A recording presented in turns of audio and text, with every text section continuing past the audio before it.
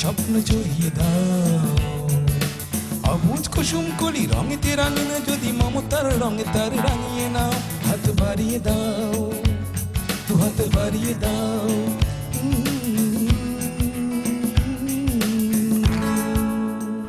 সুপ্রিয় দর্শক, আমন্ত্রণ জানাচ্ছি অটিজম এবং অন্যান্য স্নায়বিক প্রতিবন্ধিতা নিয়ে RTVর নিয়মিত আয়োজন বার্জার ফ্রেন্ডস হাত বাড়িয়ে দিলাম অনুষ্ঠানে। আর আপনাদের সাথে আছি আমি সৈয়দা মুনিরা ইসলাম। দর্শক, আজ আমরা চলে এসেছি মিরপুরের লালকুঠি এলাকায়। এই এলাকায় আজ 17 বছর ধরে বাস করে মায়া নামের একজন মা, যার ঘরে রয়েছে দুজন প্রতিবন্ধী সন্তান। আজ আমরা দুজন প্রতিবন্ধী সন্তানকে নিয়ে এই মায়ের কঠিন পথ চলার অভিজ্ঞতার কথা শুনব। চলুন দর্শক, আপনাদেরকে নিয়ে যাই মায়ার বাসায়।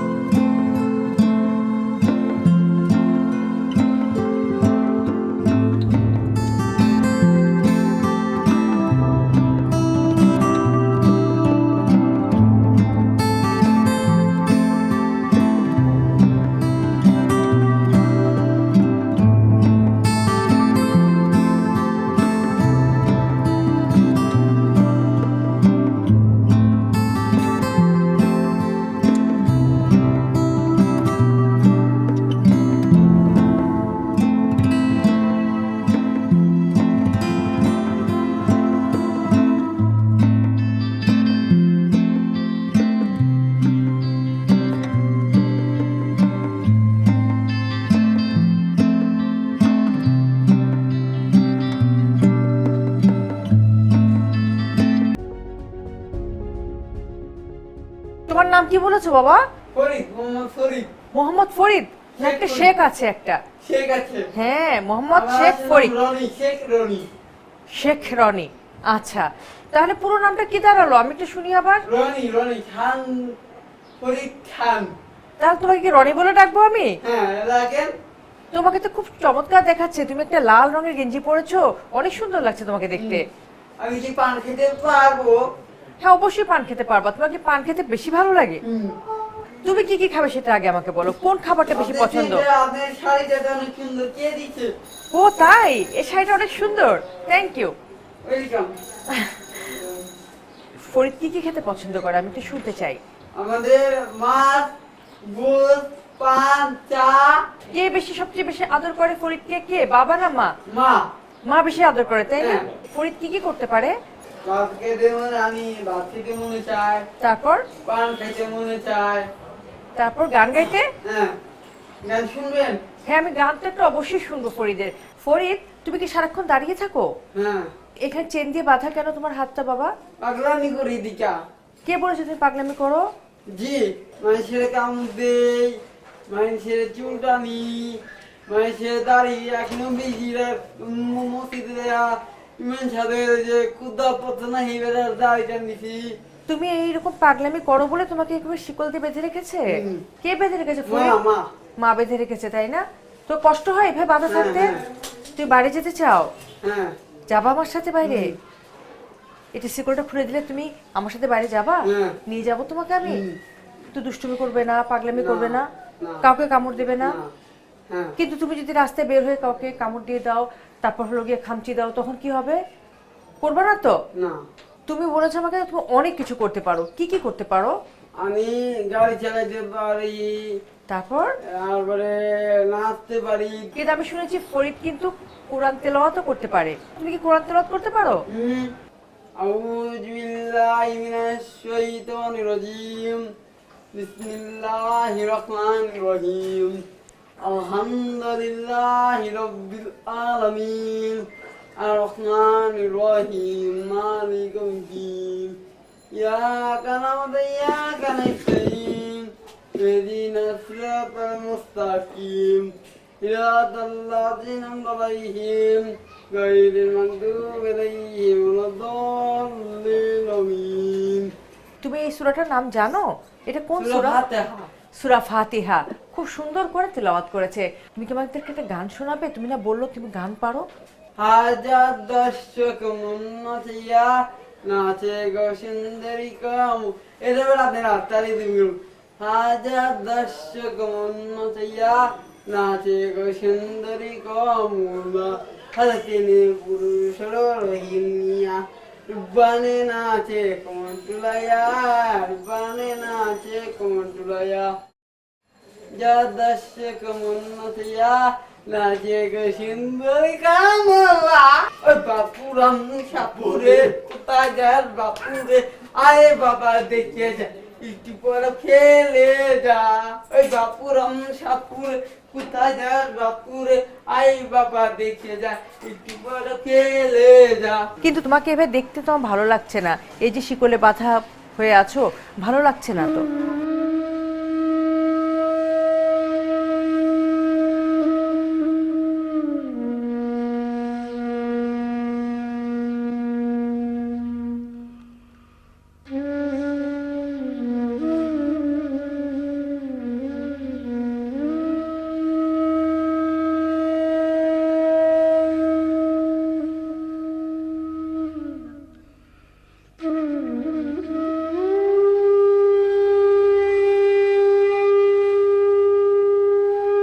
দর্শক, এখন আপনারা যাকে দেখছেন ও হচ্ছে সম্রাট, ফরিদের ছোট ভাই।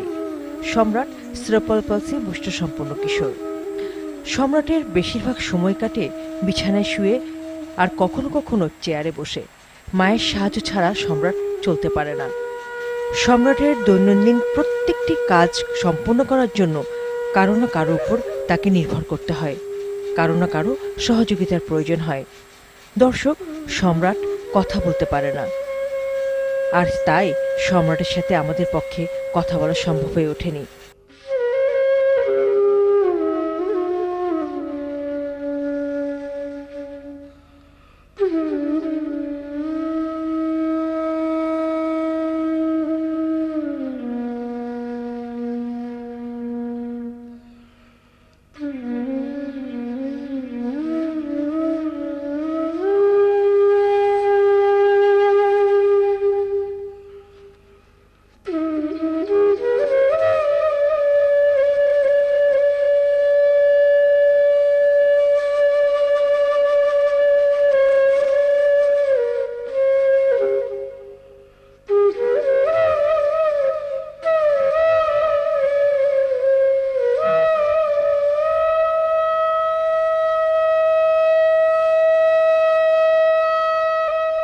দুজন প্রতিবন্ধী সন্তান সহ মোট 5 সদস্যের পরিবারটিকে নিয়ে মায়া দীর্ঘদিন ধরে বসবাস করে আসছে ছোট্ট একটি ঘরে, প্রায় 17 বছর।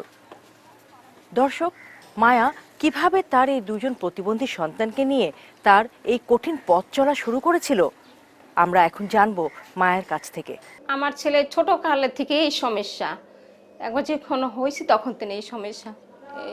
21 বছর ওর বয়স। ও ছোটকালে যে এমনি ছোটকালে এমনি ভালোই দেখছি, হাঁটছে এমনি বইতে পারছে, হাঁটতে পারছে, আস্তে আস্তে দিন আস্তে আস্তে বড় হয় আর এই সমস্যা হয়। পরে ডাক্তার কাছে গেছি, অনেক ডাক্তার দেখাইছি, মানে কিছুতে কিছু হয় না। পরে আর কি করবো, আমরা গরিব মানুষ, কোনো কিছু কিভাবে চিকিৎসা করবো, কিভাবে কি করবো। পরে আর কি এই মেন্টাল হাসপাতালে গেছি, ওষুধ দিলে খাইলে ঘুমায়, ঘুমাইলে পেশাব পোশাব করে মাইকা ফালায়। এলে আমি আবার ওষুধের ঠিক মতন খাওয়াই না। কিলে নিজেরও তো একটা কষ্ট, নিজেরও তো একটা জীবন, এভাবে কিভাবে করুম। পরে এমনি অনেক কিছু দেখাই ঠেকাইছি। পরে আর ঠিক করলাম, ওরা তো অন্ত বয়স তো কত বছর অন্তর, ওর সাথেও আমার পাগলামি করে। কামড়া কামড়ি করে। আর বয়স তখন 7 বছর। তখন তখন থেকে ওর আমি হাত বেঁধে রাখি। তখন তো ওই যে ওর দাঁত জ্বালাইছে দেরি কইরা, দাঁত 11 বছর সময় দাঁত জ্বালাইছে, দাঁতটা জ্বালাইছে দেরি করে, তারপর দাঁত ভেঙে গেছিল। গাড়ি তুলছি আমি, আবার ওই অন্য বাসার থেকে হাত ধরছি রিস্কাতে, দাঁত এমনি ভেঙে গেছে। তখন তো আর ছেড়ে দিয়েছে, কামড়া কামড়ি করে। তখন দাঁত জ্বালাইছে, তখন এই কামড়া কামড়ি করে, মানুষের চুল টানে।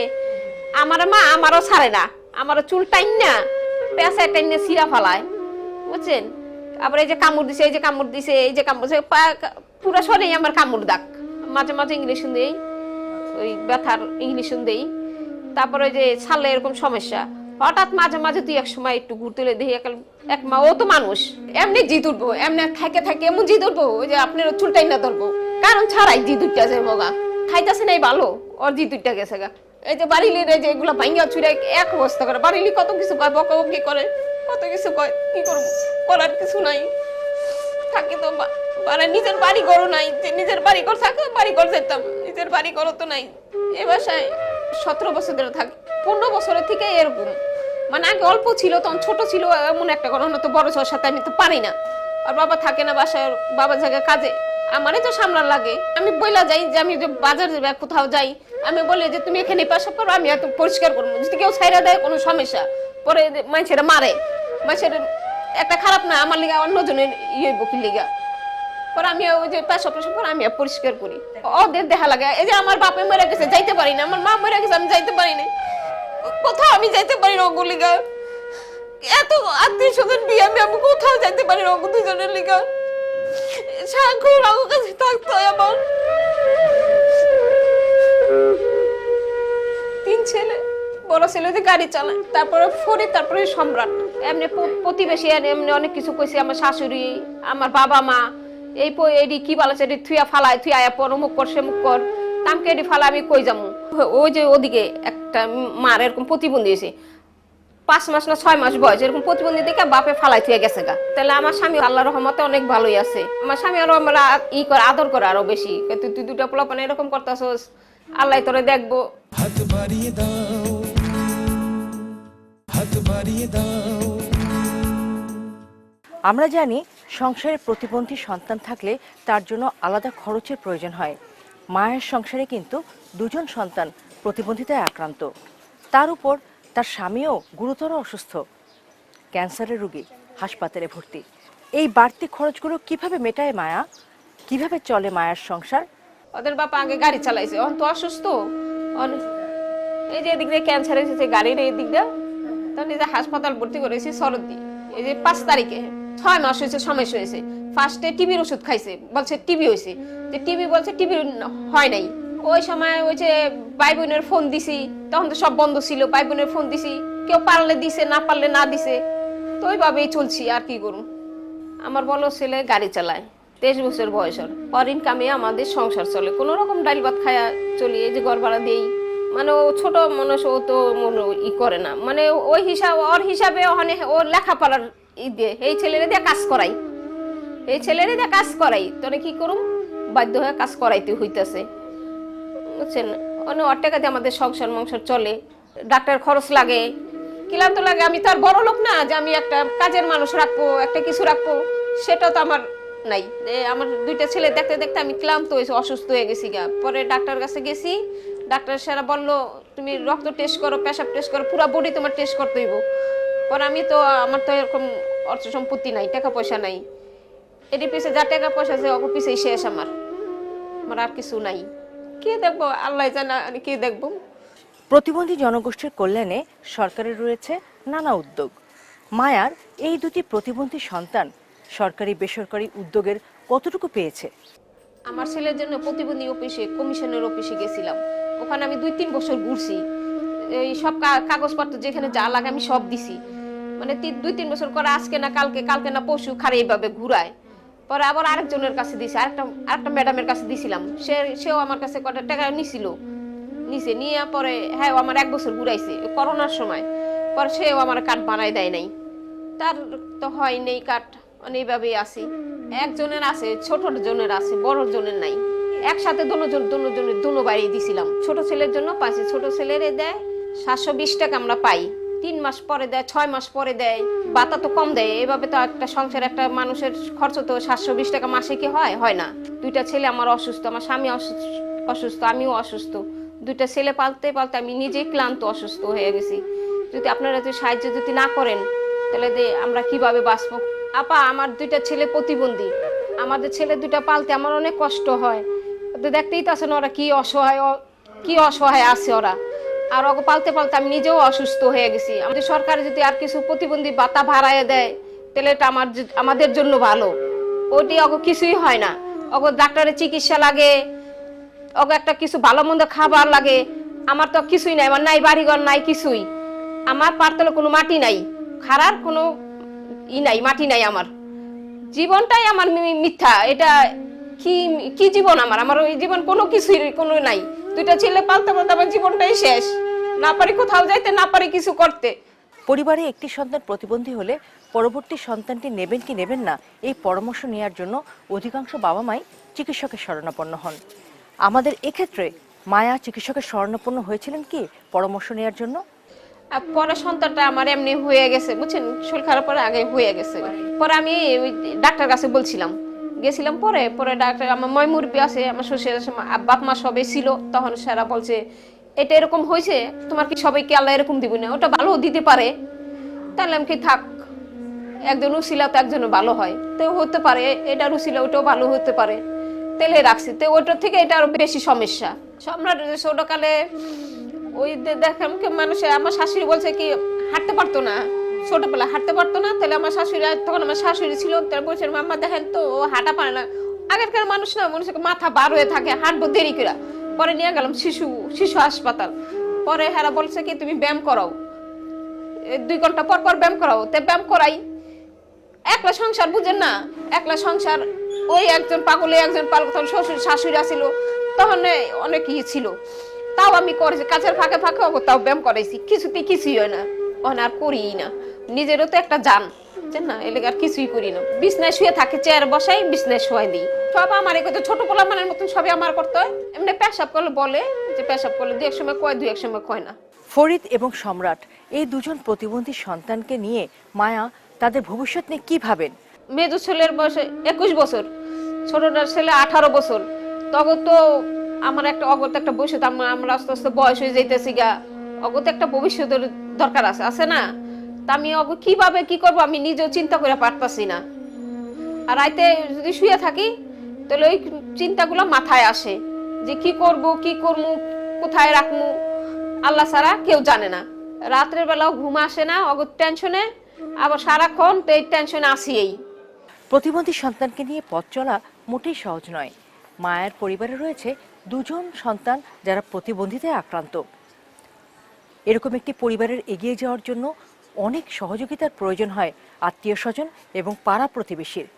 এক্ষেত্রে মায়া আত্মীয় স্বজন এবং পাড়া প্রতিবেশীর সহযোগিতা কতটুকু পাচ্ছে? এমনি আমার আত্মীয় স্বজনও আমার কাছে আসে না। যদি আসলে যদি টাকা পয়সা লাগে, আমি হলো গরিব মানুষ, যদি আসলে 10 টাকা দেওয়া লাগে তার জন্য সেরা আমার কাছে আসে না। আশেপাশে মানুষের কাছে তাও সেরা আমার কোনো খোঁজ খবর কোনো কিছুই লয় না। তা আমি কিভাবে চলবো আপনারা আমার সেটা বলেন। আমার এই যে পোলাপান মেয়ে ছেলেটার আমি শিকলতে বাইন্দা রাখি, কিভাবে বাইন্দা রাখি? আমারও তো নিজের তুই কষ্ট লাগে না? তখন যদি সরকার যদি আমার যদি কোনো কিছু করে, কোনো সাহায্য যদি দেয়। করোনার সময় যে আমরা যে এত অসহায়, আমরা কই আমরা আশেপাশে কোনো বাড়িওয়ালারও আমার কোনো কিছু দেয় নাই। কমিশনের ওখানে গেছি, কাগজ জমা দিছি, হ্যাঁ কয়দিন পরে কয় নাই, গেছে গা। কই গেছে গা সেটা আমরা বলতে পারবো না, ওটা শেষ হয়ে গেছে গা, নাই। আমার 2টা ছেলে আমার প্রতিবন্ধী, আমি কি করব? আমার সেই সমাধান আমারে দেন। করোনার সময় আমি কোনো সাহায্য পাই নাই, আর এইভাবেও আমি কোনো সময় সাহায্য পাই নাই।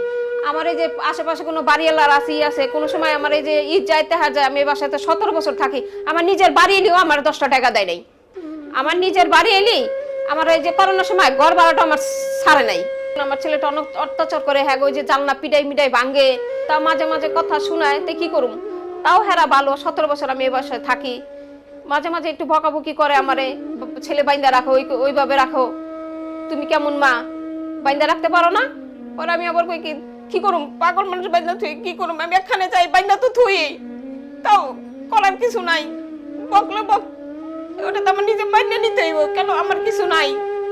আমার কিছু থাকলে সে না আমি যেতাম, তাহলে আমি আর মানুষের কথা তো আর শুনতাম না, কিছু যদি থাকতো। আমি ফরিদদের দীর্ঘদিন যাবৎ চিনি। ওরা প্রতিবন্ধী 2 ভাই। ওরা ওর বাপের ট্রাকে করে, ডিউটি করে, ট্রাক গাড়িতে ডিউটি করে।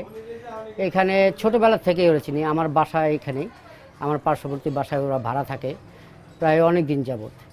এ নিয়ে ওদের সংসারটা খুবই কঠিনভাবে চলাফেরা করতেছে, কিন্তু অতটা সচ্ছল না। ওদের যে একটা কিছু কিনা দিবে বা করবে অতটা না। এই ভাড়া দিয়া এই সংসার টংসার চালায়া ওদের ওরকম একটা কিছু করতে পারে না। সরকার বা ওরকম কেউ আগায়ও আসে না এদের যে একটা কিছু করবে, করে দিবে, এলাকাবাসীরা ওরকম কিছু করে না। সেক্ষেত্রে মাঝে মধ্যে দেখি ওই পাগল হয়ে যায়, শিকল দিয়ে ওর মা হাত পা বেঁধে বেঁধে রাখে। এর মধ্যে আবার হাঁটায়, ওরে বিকালবেলা দেখি মাঝে মধ্যে হাঁটায়। হাঁটাতে হাঁটাতে একদিন এই 2 বছর আগেই, গত 2 বছরের মতন হবে, ওর মার হাত থেকে ছুটে এসে, আমার মা নিচে ছিল, ওইখান থেকে ছুটে এসে আমার মার হাতে প্রথম কামড় দেয়। কামড় দেওয়ার পরে তারপর পায়ে কামড় দিছে। পায়ে কামড় দিছে পরে আমার মা চিল্লাচিল্লির শব্দ পায়া আমি দৌড়ায় ঘর থেকে বের হয়ে দেখি যে আমার মার ওই হাতে কামড় দিছে, পায়ে কামড় দিছে। পরে আমার একবার রাগ হয়েছিল।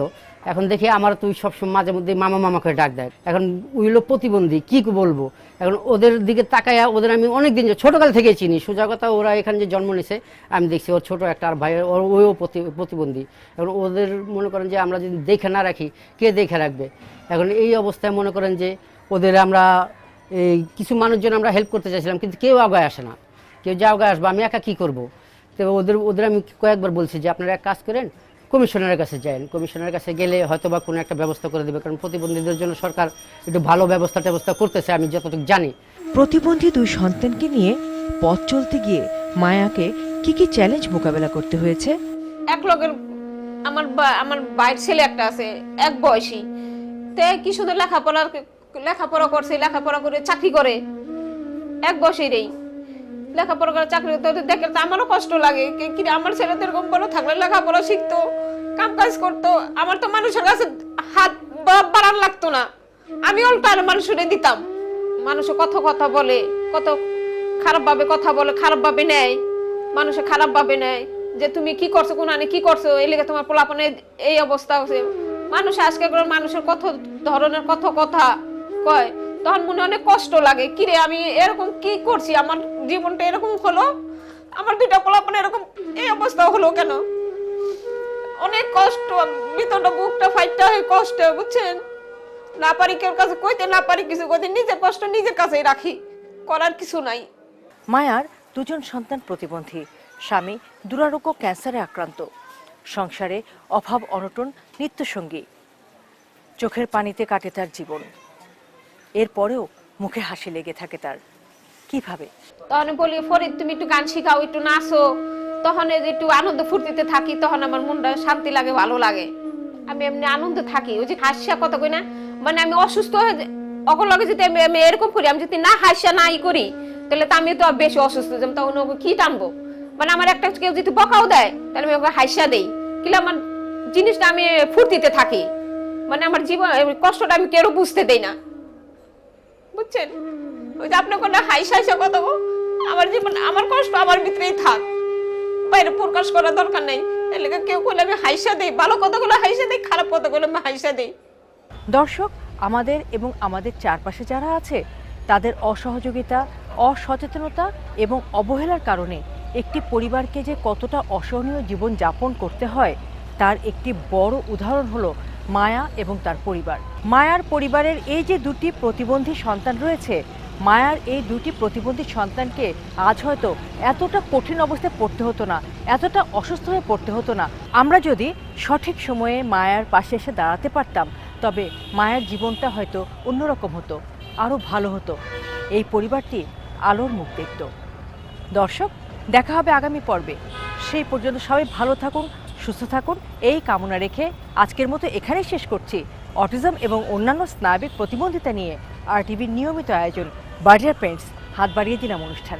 2 হাত বাড়িয়ে দাও, স্বপ্ন জড়িয়ে দাও, অবুজ কুসুম কলি রঙেতে রাঙিয়ে, যদি মমতার রঙে তার রাঙিয়ে নাও।